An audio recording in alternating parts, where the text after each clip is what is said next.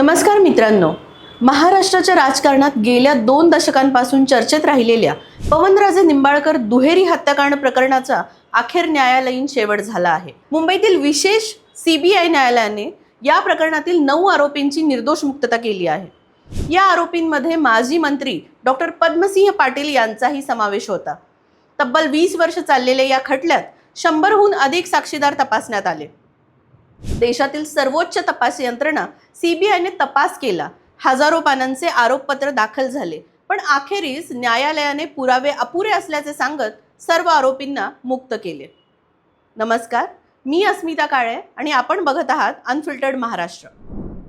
मात्र या निकालानंतर एक प्रश्न पुन्हा एकदा महाराष्ट्रासमोर उभा राहिला आहे. जर सर्व आरोपी निर्दोष असतील तर मग पवनराजे निंबाळकर आणि त्यांचे चालक समद काझी यांची हत्या नेमकी कोणी केली? आजच्या या व्हिडिओमध्ये आपण या संपूर्ण प्रकरणाचा इतिहास, तपास, राजकीय पार्श्वभूमी, सीबीआयची भूमिका, माफीच्या साक्षीदारांची कथा आणि अखेरीस न्यायालयाने आरोपींना का निर्दोष मुक्त ठरवले हे सविस्तरपणे जाणून घेणार आहोत. मित्रांनो, या कथेला सुरुवात होते मराठवाड्यातील उस्मानाबाद जिल्ह्यातून. पवनराजे निंबाळकर हे त्या काळात उदयोन्मुख राजकीय नेतृत्व म्हणून ओळखले जात होते. त्यांचा जनसंपर्क मोठा होता आणि स्थानिक राजकारणात त्यांचा प्रभाव झपाट्याने वाढत होता. अनेकांना वाटत होते की भविष्यात ते जिल्ह्याच्या राजकारणात मोठी भूमिका बजावू शकतात. मात्र दुसरीकडे राजकीय संघर्षही तितकाच तीव्र होता. स्थानिक पातळीवरील गटबाजी, सत्तेची स्पर्धा आणि नेतृत्वासाठीची चढाओढ सुरू होती. अशा वातावरणात 3 जून 2006 रोजी घडलेल्या एका घटनेने संपूर्ण महाराष्ट्र हादरून गेला. त्या रात्री पवनराजे निंबाळकर आपल्या वाहनातून प्रवास करत होते. त्यांच्यासोबत त्यांचे विश्वासू चालक समद काझी होते. प्रवास सुरू असतानाच त्यांच्या वाहनावर अचानक हल्ला झाला. अज्ञात हल्लेखोरांनी गोळ्यांचा वर्षाव केला. हा हल्ला इतका भीषण होता की पवनराजे निंबाळकर आणि समद काझी या दोघांचाही घटनास्थळी मृत्यू झाला.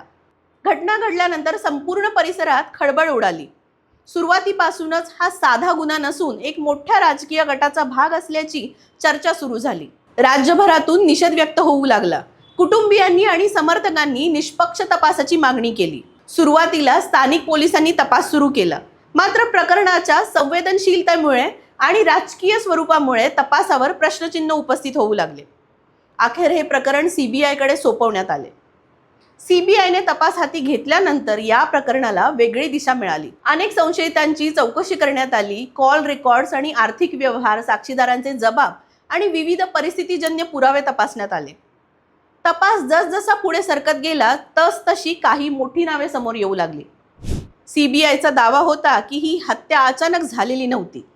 ती पूर्वनियोजित कटाचा भाग होती. या कटामध्ये अनेक व्यक्ती सहभागी झाल्या होत्या, कारण त्यासाठी स्वतंत्र नियोजन करण्यात आले होते, असे तपास यंत्रणेचे म्हणणे होते. याच काळात या प्रकरणात एक महत्त्वाचं नाव समोर आलं, ते म्हणजे पारसमल जैन. पारसमल जैन यांना या प्रकरणातील माफीचा साक्षीदार बनवण्यात आले होते. सीबीआयचा संपूर्ण खटला मोठ्या प्रमाणात त्यांच्या साक्षीवरती आधारित होता. तपास यंत्रणेचा दावा होता की पारसमल जैन यांच्याकडे कटाची सविस्तर माहिती होती. त्यांनी दिलेल्या माहितीच्या आधारेच आरोपींविरुद्धची साखळी जोडली गेली. पण न्यायालयीन प्रक्रियेदरम्यान परिस्थिती बदलली. न्यायालयात पारसमल जैन यांच्या जबाबातील अनेक विसंगती समोर आल्या. काही ठिकाणी त्यांच्या विधानांमध्ये परस्पर विरोध दिसून आला. काही दावे स्वतंत्र पुराव्यांद्वारे सिद्ध झाले नाहीत. काही घटनांबाबत त्यांनी दिलेली माहिती इतर साक्षीदारांच्या जबाबांशी जुळत नव्हती. न्यायालयाने या सर्व बाबींचा बारकाईने विचार केला. अखेरीस न्यायालयाच्या मतानुसार पारसमल जैन यांची साक्ष पूर्णपणे विश्वासार्ह मानता येत नव्हती. आणि याच ठिकाणी सीबीआयच्या प्रकरणाला मोठा धक्का बसला. मित्रांनो, कोणत्याही गुन्हेगारी खटल्यात आरोपींना दोषी ठरवण्यासाठी संशय पुरेसा नसतो. न्यायालयाला ठोस आणि विश्वासार्ह पुरावे लागतात. प्रत्येक आरोपीची गुन्ह्याशी असलेला संबंध स्पष्टपणे सिद्ध करावा लागतो. या प्रकरणात न्यायालयाने निरीक्षण नोंदवले की सीबीआयला पुराव्यांची अखंड आणि निर्विवाद साखळी उभी करता आली नाही. कट रचला गेला, आदेश दिले गेले, आर्थिक मदतही केली आणि अखेरीस हत्या करण्यात आली. या सर्व टप्प्यांमधील संबंध न्यायालयासमोर पुरेशा ताकदीने सिद्ध झाले नाही. परिणामी आरोपींना दोषी ठरवणे शक्य झाले नाही.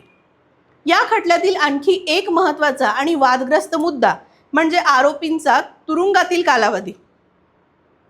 काही आरोपींनी तब्बल 15 वर्षांहून अधिक काळ तुरुंगात घालवला. त्यांच्यावरती प्रत्यक्ष हल्ल्यात सहभागी असल्याचा आरोप होता. मात्र अंतिम निकालात त्यांची निर्दोष मुक्तता झाली.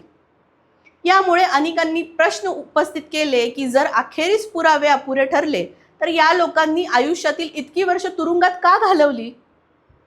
दुसरीकडे या प्रकरणात काही आरोपी तुलनेने कमी काळ कोठडीत होते. त्यामुळे न्याय व्यवस्थेतील विलंब आणि जामीन प्रक्रियेवरही चर्चा सुरू झाली. 20 वर्षे चाललेल्या या खटल्यात 100हून अधिक साक्षीदार तपासण्यात आले. हजारो कागदपत्रे न्यायालयासमोर ठेवण्यात आली. अनेक वेळा सुनावण्या पुढे ढकलल्या गेल्या. काही साक्षीदार बदलले, काही पुरावे कमकुवत झाले आणि कालांतराने अनेक गोष्टींचे महत्त्वही कमी झाले. कायद्याचे जाणकार सांगतात की इतका दीर्घकाळ चाललेल्या खटल्यांमध्ये सत्य सिद्ध करणे आणि कठीण होत जाते.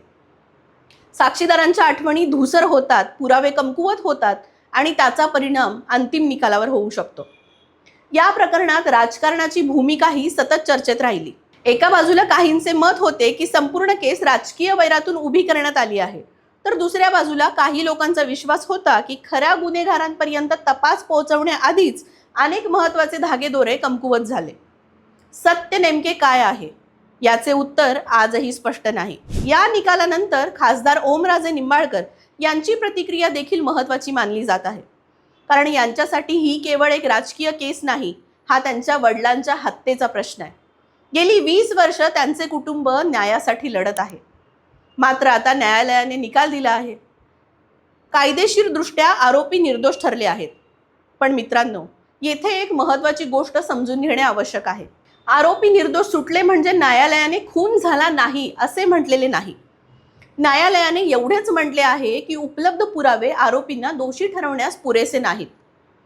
म्हणजेच खून झाला हे सत्य कायम आहे, 2 लोकांचे जीव गेले हे सत्य कायम आहे, पण तो खून कोणी केला हे कायदेशीरदृष्ट्या सिद्ध होऊ शकले नाही. आणि म्हणूनच आजही सर्वात मोठा प्रश्न अनुत्तरित आहे.